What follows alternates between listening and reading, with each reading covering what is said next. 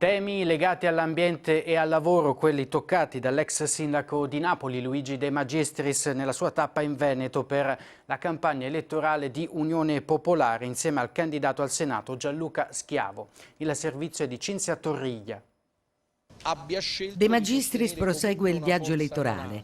In Veneto lo troviamo davanti alla Miteni di Trissino, in provincia di Vicenza, l'azienda inquisita per aver sversato PFAS nel torrente Poscolo. Le nostre storie sono storie di lotta per la giustizia, contro le ecomafie, per difesa dell'ambiente, contro l'inquinamento e per dire basta alla scelta odiosa tra diritto al lavoro, diritto alla salute e diritto all'ambiente. De Magistris poi è andato anche alla Busy Service di Noventa di Piave, l'azienda dove è morto Giuliano De Seta, il ragazzo di 18 anni che aveva iniziato da poco lo stage secondo il progetto di alternanza scuola-lavoro. Unione Popolare è l'unica coalizione che vuole cancellare l'alternanza scuola-lavoro, ancora una morte inaccettabile di Giuliano, di un ragazzo. La scuola pubblica è un'altra cosa, non produce merci. Presenti anche i genitori Giuseppe e Monica e la sorella Anna, che sono stati in disparte ad ascoltare.